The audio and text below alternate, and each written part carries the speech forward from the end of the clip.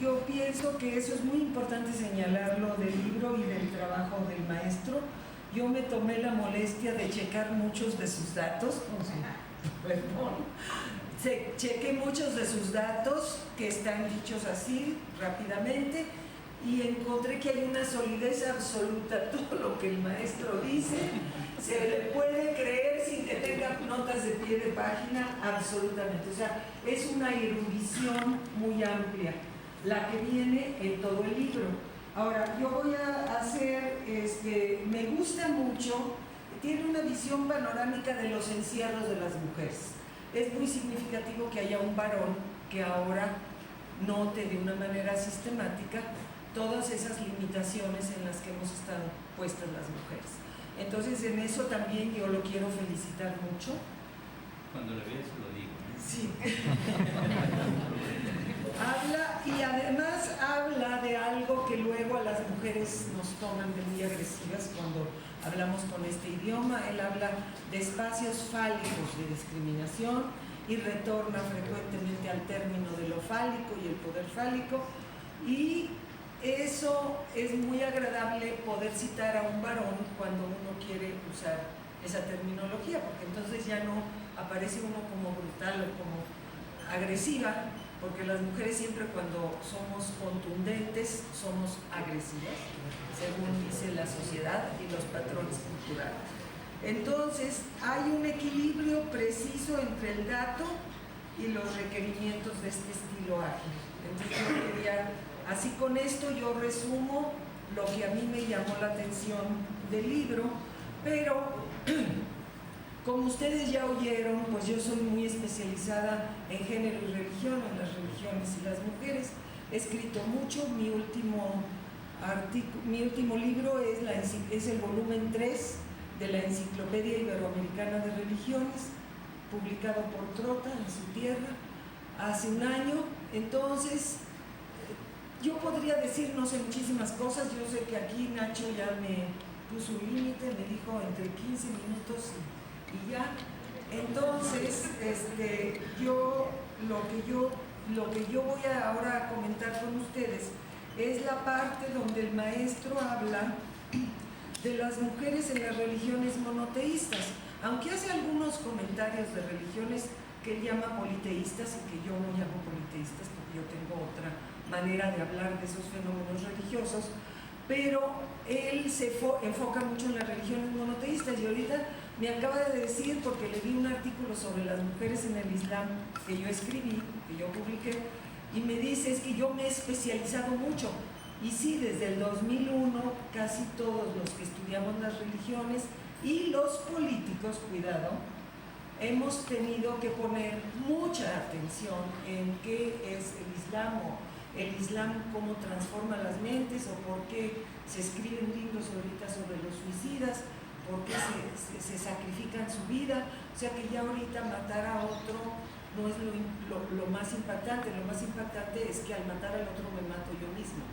Entonces hay toda una alteración de este orden que antes se consideraba de sobrevivencia básica, casi un impulso, un instinto natural de preservar la vida, que ya no es el caso en este caso. Bueno, estamos hablando de las mujeres, entonces ya no me voy a ir un poco a eso, pero es interesante porque él menciona algo aquí muy, muy importante, que los musulmanes son un número mayor de creyentes. Es la religión en el mundo que tiene el mayor número de creyentes. Entonces esta religión, que había estado oscura y desconocida, que no aparecía en la prensa, que nosotros no sabíamos de ella nada, de repente nos damos cuenta que además tiene un ritmo de crecimiento muchísimo más fuerte que otras religiones. Entonces, aunque los católicos nos hemos creído con el Papa performance que teníamos, que daba la vuelta a todo el mundo, que hacía en la televisión, el Papa móvil, el Papa... Sí, entonces, aunque los católicos nos creímos y luego frecuentemente nos recuerdan los millones de católicos que hay en el mundo, nos quedamos impresionados, pues resulta que hay más musulmanes en el mundo. Entonces esto propone un interés o una atención especial que hay que ponerle a esta religión. Yo me he dedicado a las mujeres, entonces yo he estudiado y entonces algunos comentarios que yo tengo para lo que decía el maestro en el libro es que hay una corriente, y también voy a comentar lo del cristianismo, pero en el Islam, por ejemplo, yo quiero comenzar contándoles una anécdota, porque el maestro aquí, cuando lean el libro, aparentemente pues están las mujeres allí totalmente estranguladas por el Islam. Sin embargo, cuando conoce uno, no solo lecturas, porque yo he hecho muchas lecturas, pero cuando conoce uno personalmente a las musulmanas, se queda uno con el ojo cuadrado. Hay teólogas, yo tengo aquí en mis escritos una teóloga pakistaní, Rifat Hassan, que es sumamente crítica. Fátima Mernissi, ni se diga, es de origen francés, no francés, marroquí, pero escribe en lengua francesa. Yo me supongo que el maestro la conoce muy bien, y ha hecho una serie de críticas al Islam desde adentro de la religión. Lo que es muy importante es que estas mujeres que están aparentemente aherrojadas, como dice el maestro muy frecuentemente, tapiadas, me encantó eso porque une todo el libro, tapiada, velada y tapada, ¿verdad? Entonces, cada vez que habla de un nuevo ejemplo, repite esto en un contexto muy oportuno. Entonces, estas mujeres se han puesto a cuestionar desde la interpretación del Corán. Por ejemplo, en alguna parte se dice que hay el espíritu y la letra para interpretar la Biblia, en este caso, o el Nuevo Testamento en el caso del cristianismo.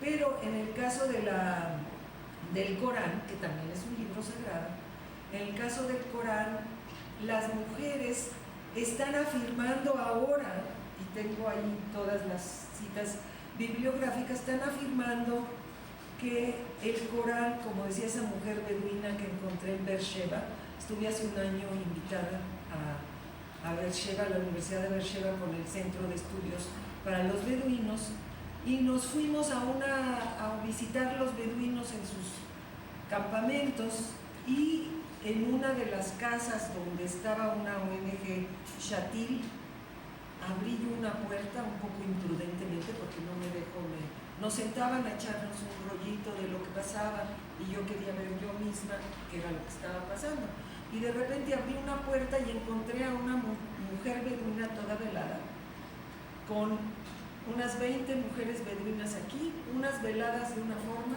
y otras veladas de otra forma.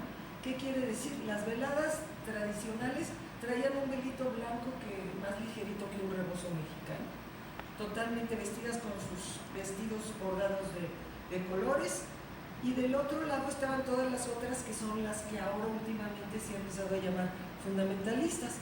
Estaban todas amarradas hasta acá con un abrigo encima, con el calor que hace en esa parte del mundo, con una cosa aquí cerrada, como si fueran monjas esas de antes, así con los... Entonces, pero estaba una muchacha de unos 25 años hablando, y entonces cuando yo me acerqué, dice, estoy hablando con las mujeres, les estoy dando un taller contra la violencia contra las mujeres. Primero, el tema me pareció sorprendente en esa parte del mundo, porque es el sur de Israel, casi un pueblo casi olvidado. Y segundo, me dijo, es que el Corán no hay que entenderlo por sus palabras solamente. Y ahí ya esa frase de ella devela completamente lo que las mujeres están haciendo con todos los textos sagrados. Están releyendo el Corán y encontrando, y de hecho en el Corán hay frases que recuperan mucho la dignidad y la justicia contra las mujeres. Hay otras frases que no son así. Entonces lo que están haciendo las mujeres islámicas, se hace una contextualización histórica como la que hace Fátima Mernissi, y aquí me refiero también a algo que decía usted, que hay un retroceso en vez de un avance, o sea, que había un avance y que luego parece que va hacia atrás. Esto aparece, por ejemplo, en el trabajo de Fátima Mernissi, y que yo lo relaciono con lo que yo hago por Mesoamérica. O sea, que los usos y costumbres de las indígenas hoy están más atrasados que lo que yo encuentro en los documentos de Mesoamérica antigua. Y exactamente eso les pasa a las mujeres en el Corán, que cuando llega el Corán se instala Mahoma y llega en un momento histórico muy particular, en donde había habido la batalla de Uhud, y que dice Fátima que ahí casi todos los varones murieron, y que entonces la poligamia que recomienda el Corán fue una medida protectora de muchas mujeres que se habían quedado sin esposo en ese momento, y que entonces, como eran organizaciones tribales sociales, no son organizaciones, digamos, de Estado como las nuestras, entonces las mujeres peligraban mucho y sus niños. Entonces ella propone que esa fue una de las razones por las que el profeta impuso o propuso o recomendó la poligamia, para que hubiera una relación de consorte que obligara más a los hombres a proteger a estas mujeres. Ahora, esto es leer documentos preislámicos, estamos hablando antes del 622, entonces son documentos muy viejos, sujetos a debate, hay debates, pero ella recupera una serie de datos que son muy interesantes, y que además uno dice, bueno, si el profeta en aquel entonces recomienda en el Corán estos hábitos de poligamia, eran útiles, eran positivos en aquel momento histórico, pero no son positivos ya. Entonces ahí se rompe esta, ¿cómo podríamos decir?, esta solidez que se les da mucho a los textos sagrados, como a la Biblia. Ahorita me voy a mover rápidamente un poco a la Biblia o al Nuevo Testamento. Entonces, esta solidez que les da a uno como si fueran de revelación exacta y precisa y literal, esto es donde se instala toda la discusión de las mujeres en las religiones. Todas las mujeres que están cuestionando, también las judías que cuestionan la Torah, están exactamente haciendo lo mismo. Primero, se releen los textos con la perspectiva de las mujeres, porque, como dice Rifat Hassan, el Corán siempre ha sido leído por varones, siempre han sido los varones los que lo interpretan, entonces ya nunca nos quedó una perspectiva con ojos de mujer, que dicen las mujeres que están haciendo teología feminista. Leer la Biblia con ojos y con corazón de mujer. Entonces esto hace que aparecen nuevas cosas. A mí me pasa con los textos de Sahagún, de repente hay una tradición de Mesoamérica impecablemente apoyada por los historiadores, y de repente yo releo y digo, pues aquí viene que las mujeres iban al Calmeca también. ¿Cómo que me contaron que nada más iban los varones? Y eso se lo enseñan uno hasta en la facultad de historia.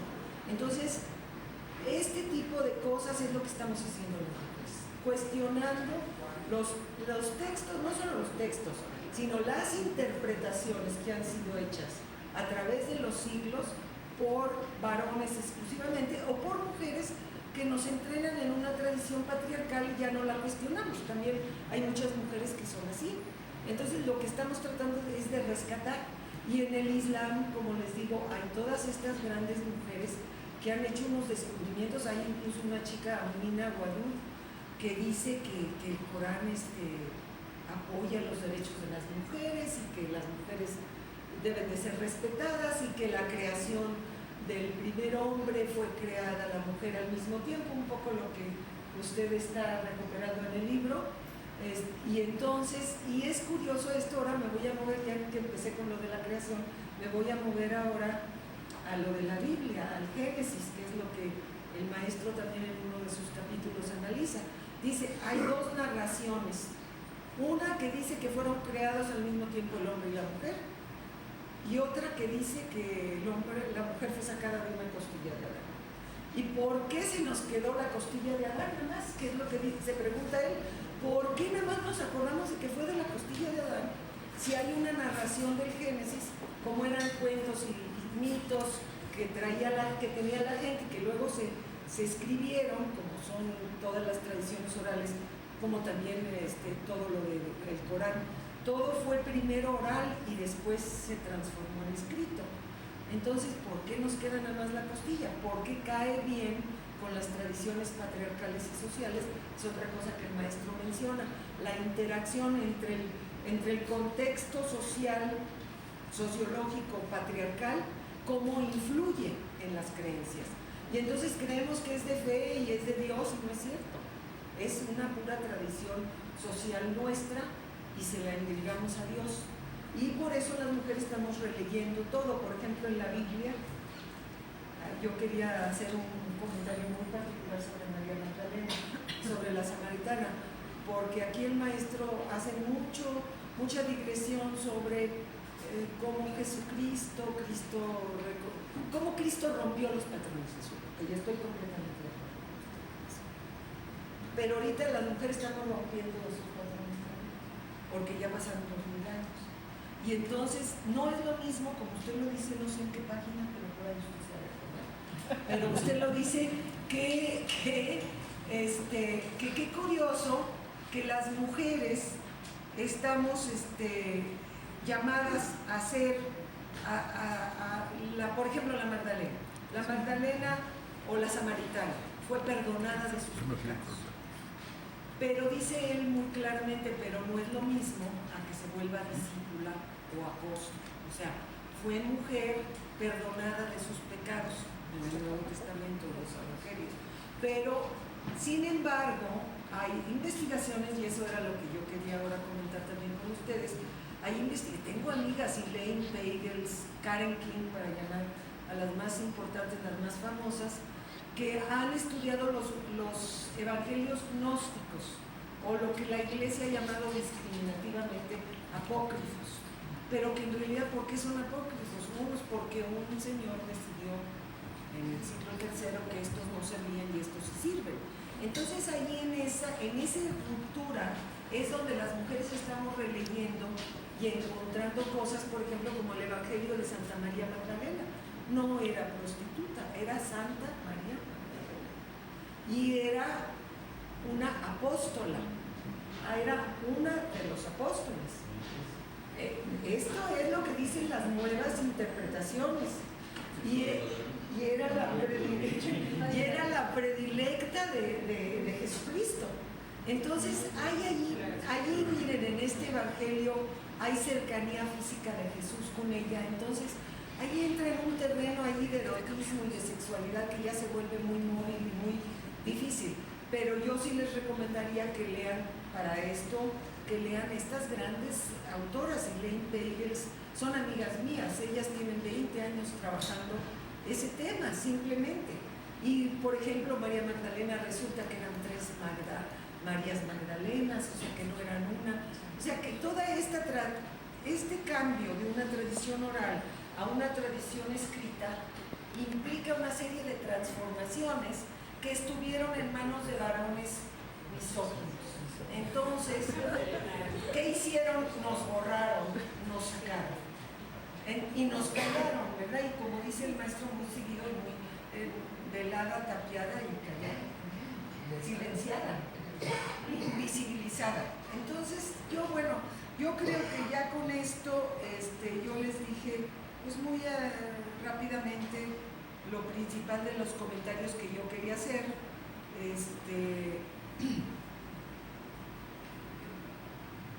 Yo creo que ya más o menos sí,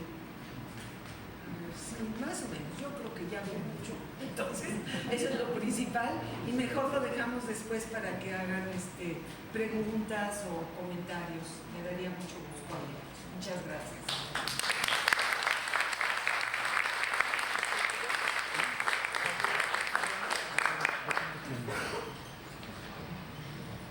Muchas gracias, doctora Silvia Marcos.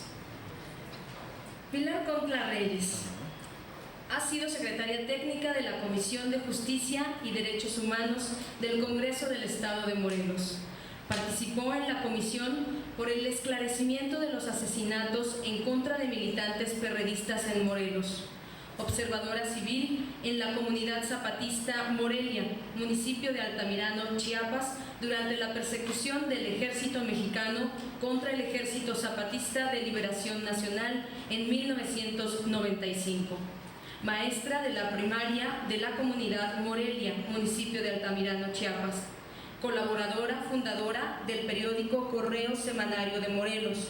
Integrante activista de la organización social Frente Cívico Pro Defensa del Casino de la Selva. Socia fundadora de la Academia Morelense de Derechos Humanos, Asociación Civil.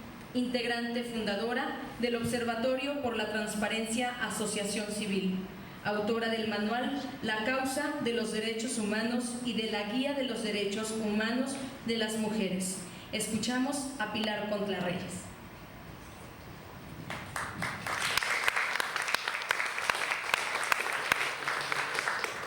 Yo le quiero decir ahora que no se haga la inocente, porque como ya escuchamos, su presentación es también muy rica y muy conocedora del tema que estamos abordando. Bueno, lo digo para curarme en salud. Bueno, yo quiero hacer la aclaración que mi participación, mi intervención tiene que ver mucho con la práctica que estoy desarrollando con el trabajo que realizo. Quiero decir que es un orgullo para mí compartir este espacio con dos mujeres que son sumamente admirables. Ya hemos escuchado muy poquito de lo que ellas nos pueden aportar. Igual orgullo es estar al lado del maestro Juan María Aponte. Leo el primer capítulo del libro Mujeres, crónica de una rebelión histórica, y me remito a las mujeres indígenas recluidas en el Centro de Readaptación Social Morelos, lo que todos aquí en Morelos conocemos como el penal de Tlacholoapan. Este capítulo diserta sobre la rebeldía de Olimpia de Gogos en un contexto totalmente adverso en su reclamo por lograr el reconocimiento de los derechos fundamentales de las mujeres, en contraposición a la Declaración de los Derechos Humanos del Hombre y el Ciudadano de 1789, redactada y aprobada por la Asamblea de la Revolución, obviamente por hombres. Así también en el resto del texto me encuentro con la rebeldía de mujeres que actualmente son distinguidas por la historia.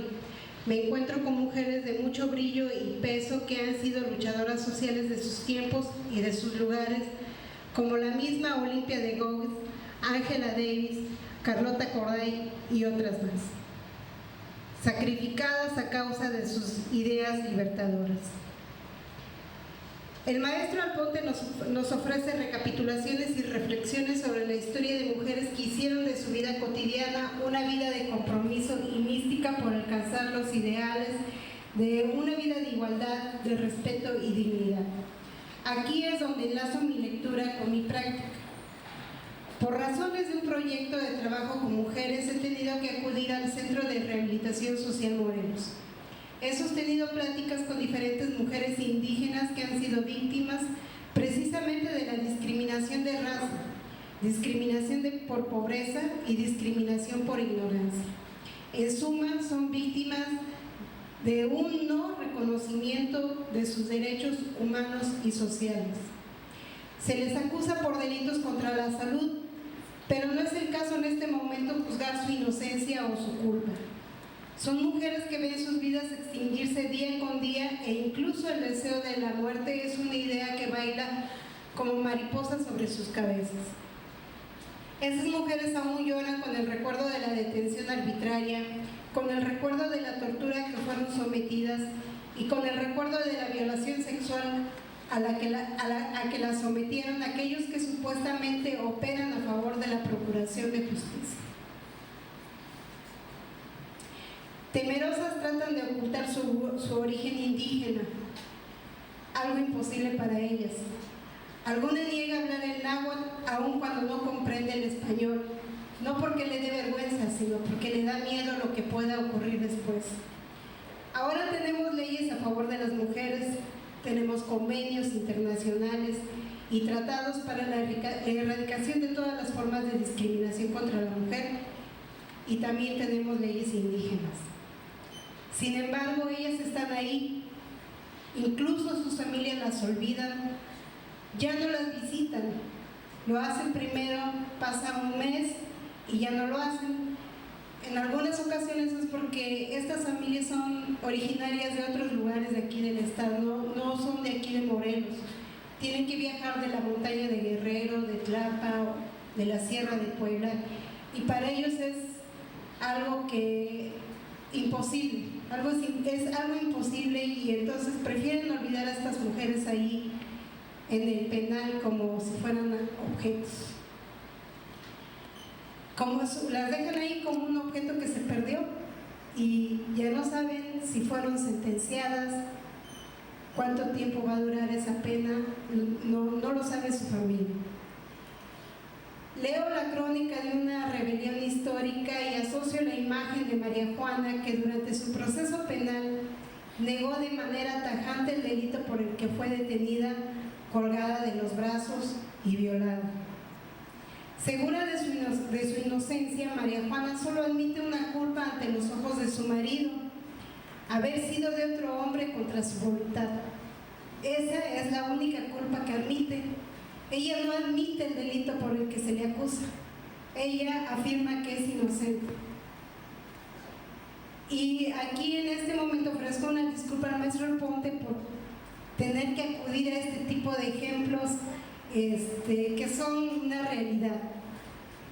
Ofrezco una disculpa porque no puedo evitar que el libro me obligue a la reflexión sobre la situación de estas mujeres del penal, porque estoy hablando desde mi experiencia.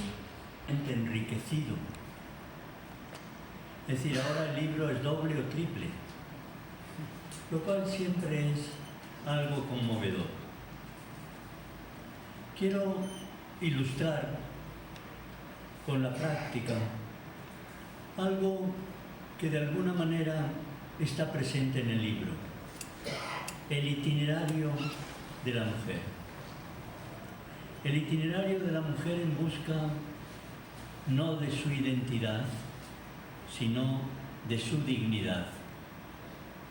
Y ese repertorio me ha llevado a reconstruir en mi memoria algo verdaderamente excepcional: el rostro, la huella no pasajera, sino construida sobre el aire de la historia, que es el viento de esas mujeres que pasaron y se quedaron, que murieron y están con nosotros, y que de alguna manera representan la batalla del hombre.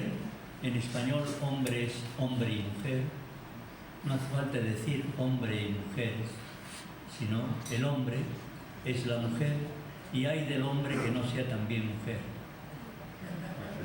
Hay del hombre que no sea también mujer, porque entonces le faltará algo esencial. Entonces he recuperado esos rostros deslumbrantes y conmovedores que abrazaron con su sed de lo infinito la pasión de vivir. Y he comenzado por una mujer que se llamó Olimpia de Gouges, que representa un momento culminante en la batalla por los derechos humanos.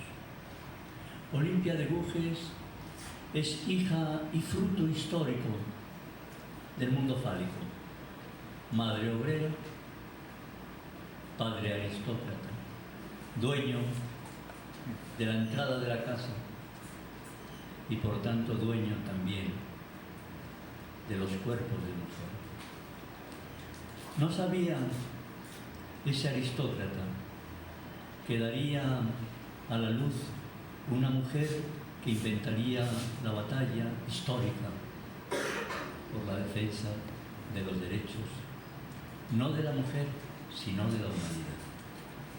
Olimpia de Gouges es la cristalización de una etapa perfectamente definida, que es la Revolución de 1789. En 1789, el 26 de agosto de 1789, la Asamblea de la Revolución vota por unanimidad la Declaración de los Derechos del Hombre y del Ciudadano, pero excluye absolutamente a la mujer.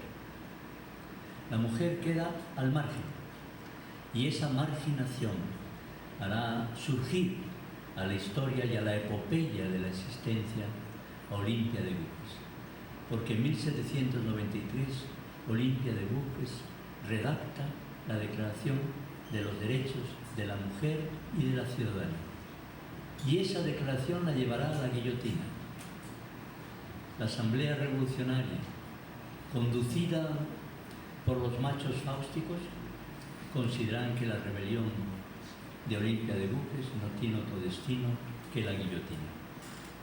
En la guillotina, erguida, silenciosa y unánimemente decidida a prolongar su historia y su vida con la vida de las generaciones futuras, dirá simplemente unas solas y solitarias palabras: si la mujer es válida para subir a la guillotina, también debería ser válida para subir a las tribunas públicas.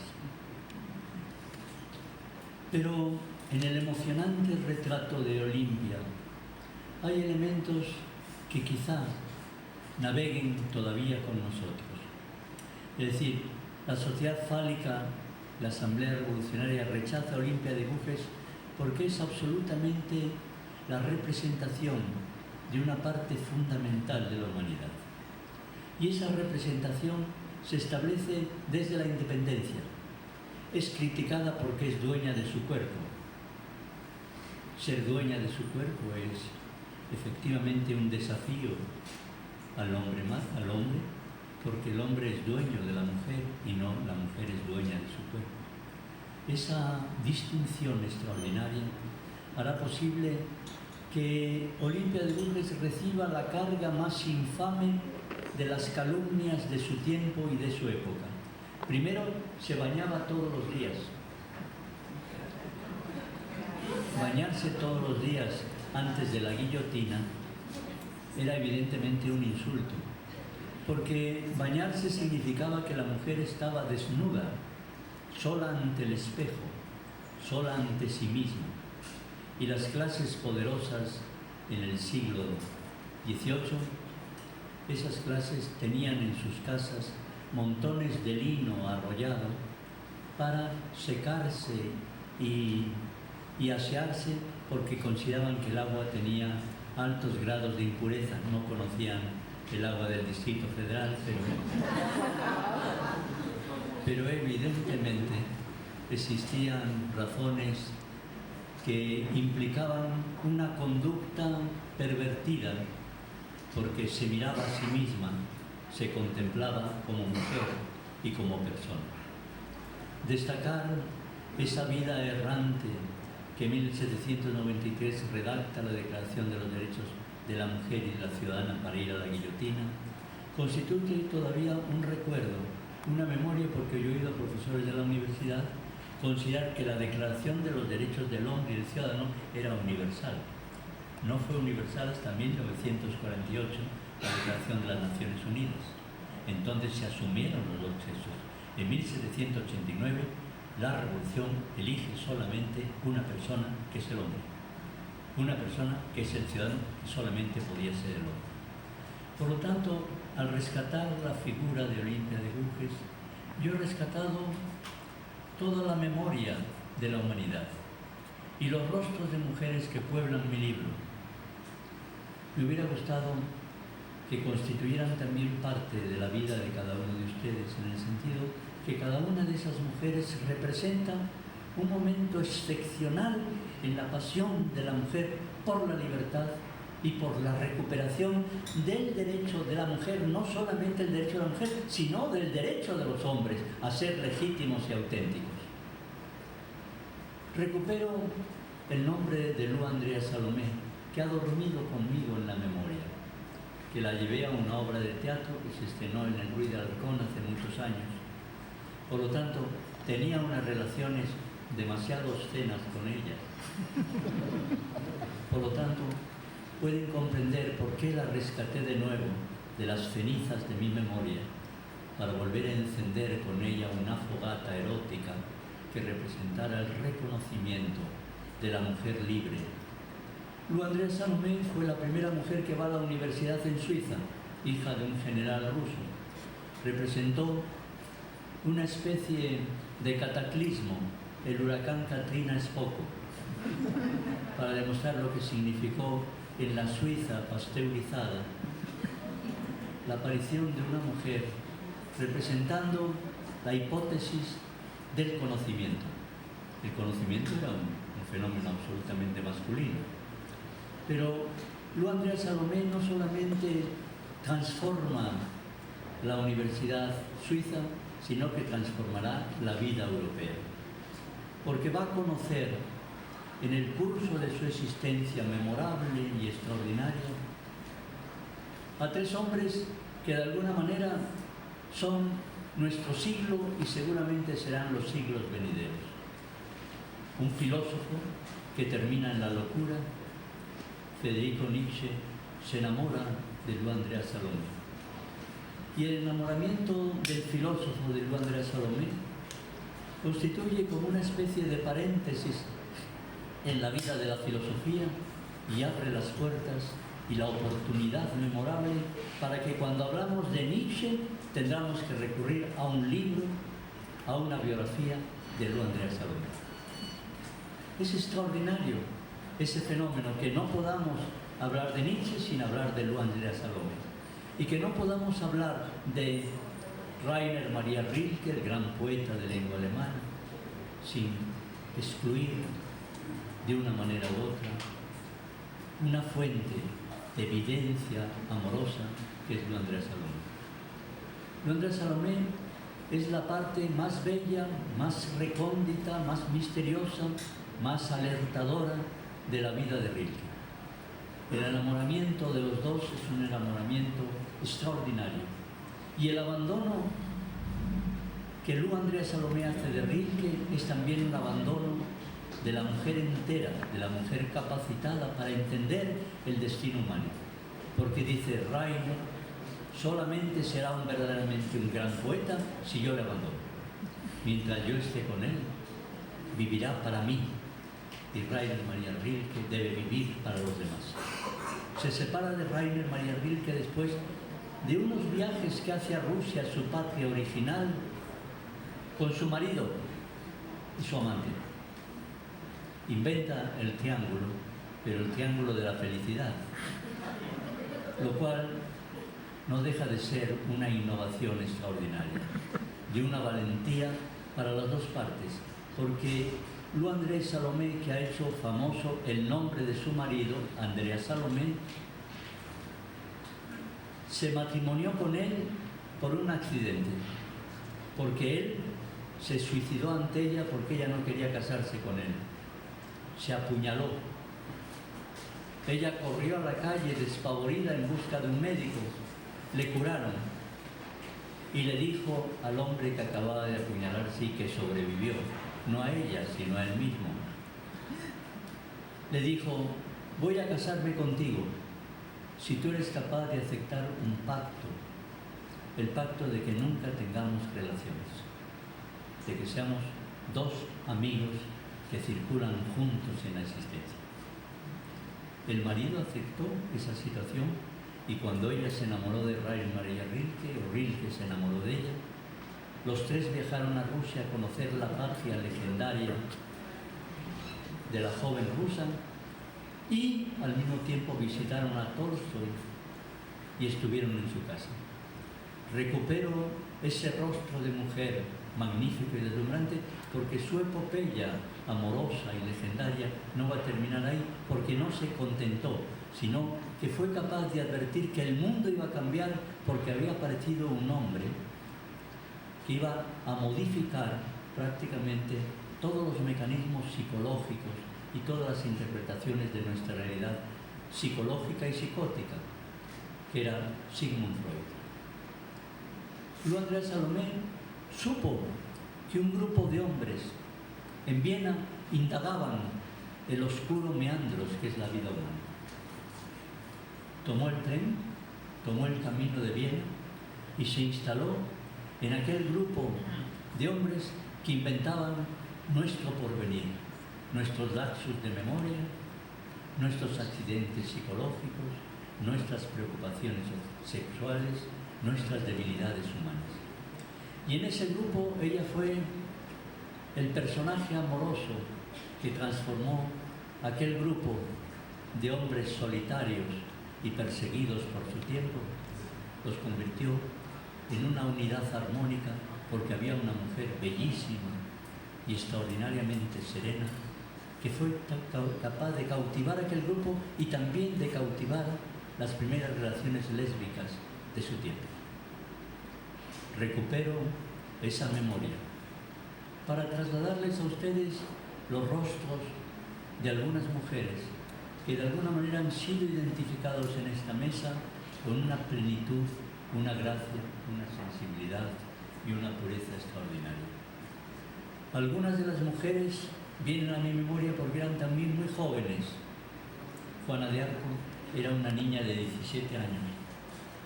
Cuando fue conducida al tribunal de los obispos que representaban la autoridad, y ese repertorio del tribunal episcopal todavía es para nosotros auténticamente contemporáneo. Preguntan a la niña, a los obispos, si ha tenido visiones. Dice que sí. Y la preguntan los obispos, muy presurosos, si los ángeles que veían, los veía desnudos o vestidos. Una pregunta, una interrogación realmente llena de fraternidad y de conmocionante vínculo con el otro. Ella contesta a los obispos, que además estaban al servicio de un ejército ocupante de Inglaterra. Les dice: ¿ustedes creen, señores obispos, que Dios no tiene poder suficiente para vestir a sus ángeles?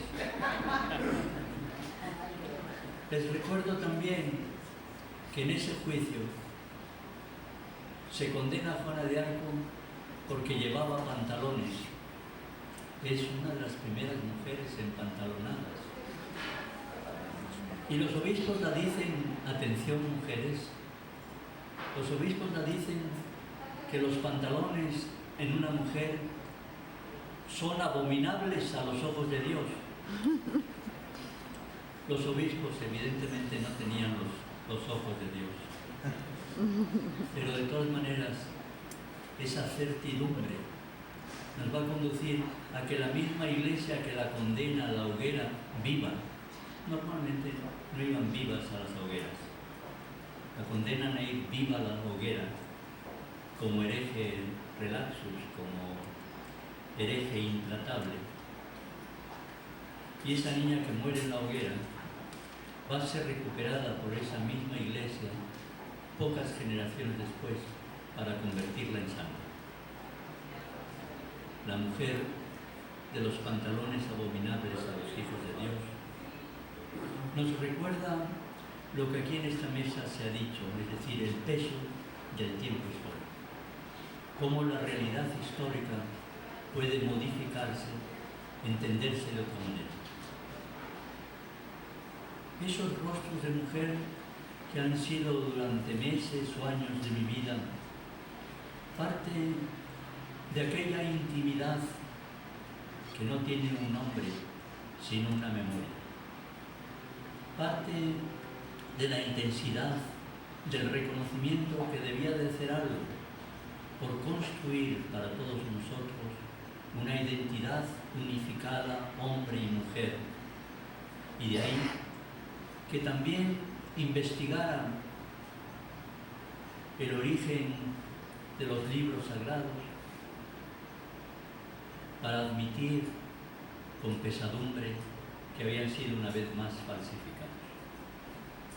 Y que se eligió la versión más fálica, que la mujer había sido extraída de la costilla de Adán, pero que antes Dios durmió a Adán, no sé para qué tuvo que dormirle, para extraerle la costilla, seguramente sin dolor. Pero el Génesis, en su parte más originaria, señala, dentro de la temperatura del mundo bíblico, que Dios creó el hombre y la mujer al tiempo. Y sin embargo, lo que ha quedado en nosotros es la indefensión de la mujer como costilla de Adán. Por lo tanto, esa reconstrucción de la memoria bíblica para volver otra vez a participar en la inteligencia, en la reconstrucción inteligente de la existencia, me ha conducido a buscar otras mujeres empantalonadas, que también discurrieron como ejemplos históricos deslumbrantes para nuestra vida cotidiana. Y me he encontrado con George Sand, la novelista francesa revolucionaria, que también vistió los pantalones, y que esto significó también en la tribu literaria de su tiempo una tempestad que todavía no se ha borrado. Y recupero de esa tempestad un hombre, un poeta, Victor Hugo, que a la muerte de George Sand hizo un discurso verdaderamente memorable, señalando: de ella hemos aprendido más en unos días que en generaciones.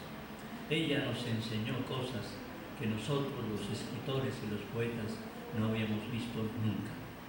Por eso rescaté a esa mujer empantalonada, que un día fue el personaje amoroso de uno de los músicos más brillantes del siglo, y que todavía los turistas van a Mallorca para saber dónde se hospedaron aquellos dos posesos del amor, tan posesos del amor que fueron perseguidos por todo el pueblo y tuvieron que abandonarle porque consideraron que sus relaciones, hoy Mallorca es la isla de Safo, más o menos.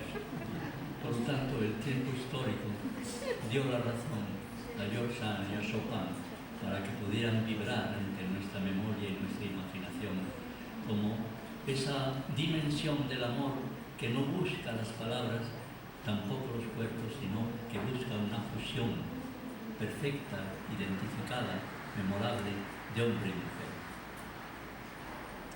He dejado en las huellas de esas páginas personajes como Flora Tristán, que desciende de tierras peruanas, emparentada con el pintor Gauguin, fibra magnífica y elocuente de mujeres que hicieron temblar el mundo. Revolucionaria, sindicalista, viaja a Inglaterra a la Revolución Industrial, cuando la Revolución Industrial era la explotación, y visita los barrios obreros, y visita a las prostitutas para saber cuál es la condición de infamia en que vivían.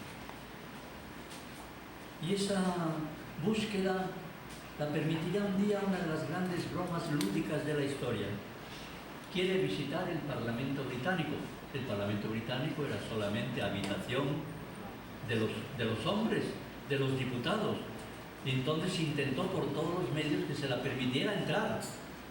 Y nunca hubo ese permiso. Y entonces encontró que un solo embajador estaba dispuesto a correr ese riesgo. No era un embajador cristiano, era un embajador musulmán. El embajador de Turquía en Londres, que admitió que formara parte de su séquito y entrara con ella vestida de hombre en el Santo Sanctorum del Parlamento Británico. Esa violación del Parlamento Británico es una de las violaciones orgánicas y orgásmicas más interesantes que ha tenido la imaginación británica en varios siglos. Por lo tanto, Flora Tristán nos ofrece también la tempestad de la mujer en busca del sindicalismo moderno, en busca del descubrimiento de los desposeídos, en busca del descubrimiento de los desheredados de la Revolución Industrial y de las mujeres que servían ya en el llanto y en el silencio, en las casas que Paul Claudel, poeta cristiano, llamaba casas de tolerancia, porque decían no hay otra palabra peor que la de tolerancia. Registro a Paul Claudel como uno de los poetas de la infamia y por lo tanto un hombre que consideraba las casas de la tolerancia como el registro fundamental de lo que significaría la tolerancia para un cristiano. Constituye un ejemplo más de que el libro ha buscado y ha elegido personajes que, identificados en el tiempo y en la memoria, podrían ser para nosotros figuras amorosas, anhelantes de verdad, anhelantes de amor y anhelantes de vida. El último retrato es de una mexicana. No lo he elegido al azar. He buscado entre las mujeres perdidas, Sor Juana es demasiado eminente, demasiado conocida. Busqué una mexicana hecha del amor, Manuela Taboada de Rojas. Es una mujer del comienzo del siglo XX. Era una criolla de 17 años que se casa con Abasolo, uno de los capitanes de la independencia, uno de los líderes de la independencia.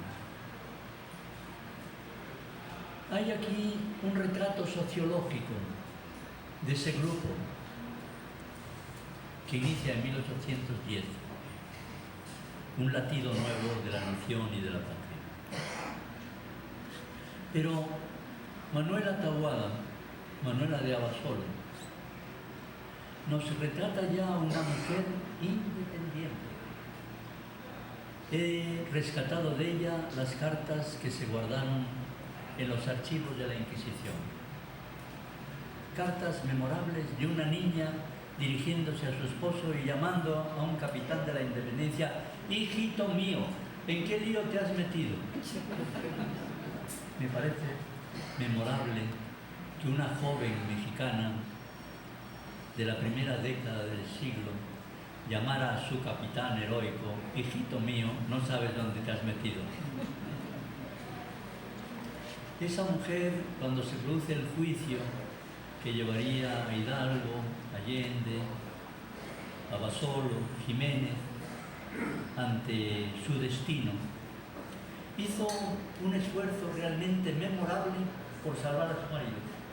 Recorrió el país y abrumó a las autoridades de documentos, de legajos, de cartas que decían que su marido no había intervenido en ninguna violencia.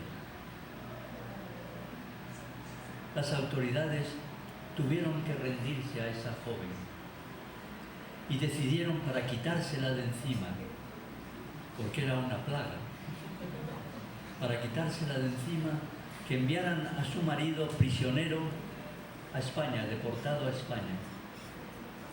Había